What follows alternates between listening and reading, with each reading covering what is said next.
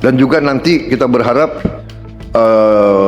di daerah Papua pun harus ditanam kelapa sawit supaya bisa menghasilkan juga BBM dari kelapa sawit. DPR tanggapi keinginan Prabowo tanam sawit di Papua, belajar dari banjir Sumatera. Presiden Prabowo menginginkan agar kelapa sawit ditanam di wilayah Papua. Hal tersebut penting sebagai upaya kemandirian energi berbasis potensi lokal agar daerah tidak bergantung pada pasokan dari luar. Ia menjelaskan, penanaman kelapa sawit di Papua diarahkan untuk mendukung produksi bahan bakar nabati, di samping pengembangan komoditas lain seperti tebu dan singkong. Tidak perlu kirim-kirim BBM mahal-mahal dari daerah-daerah lain. Dan juga nanti kita berharap di daerah Papua pun harus ditanam kelapa sawit supaya bisa menghasilkan juga BBM dari kelapa sawit. Juga tebu menghasilkan etanol. Singkong, kasava juga untuk menghasilkan etanol. Sehingga kita rencanakan dalam 5 tahun semua daerah bisa berdiri di atas kakinya sendiri, swasembada pangan dan swasembada energi.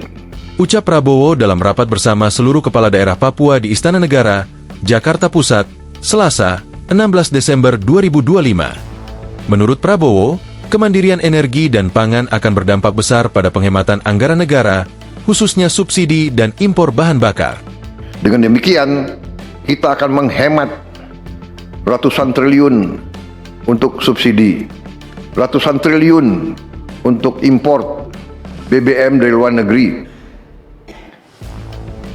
Tahun ini, katanya, ia menyebut nilai impor BBM Indonesia saat ini masih sangat besar. Bahkan, angkanya masih mencapai 520 triliun rupiah. Setiap tahun kita mengeluarkan ratusan triliun untuk impor BBM. Kalau kita bisa tanam kelapa sawit, tanam singkong, tanam tebu, pakai tenaga surya dan tenaga air, bayangkan berapa ratus triliun kita bisa hemat tiap tahun. Menteri SDM, berapa impor kita BBM dari luar? 520 triliun. Bayangkan, kalau kita bisa potong setengah berarti ada 250 triliun. Apalagi kita bisa potong 500 triliun. Jelasnya, Prabowo menilai penghematan tersebut dapat membuka ruang fiskal besar bagi pembangunan daerah. 500 triliun itu berarti tiap kabupaten bisa punya, kemungkinan bisa punya 1 triliun. Tiap kabupaten. Bagaimana membangunnya kita coba? Bayangkan kita biar negara kayak apa. Ini bisa kita lakukan. Potensinya ada, rencananya ada, dan kita akan buktikan. Katanya, Wakil Ketua Komisi 4 DPR RI, Alex Indra Lukman, berharap keinginan Presiden Prabowo itu tak membawa malapetaka bagi masyarakat.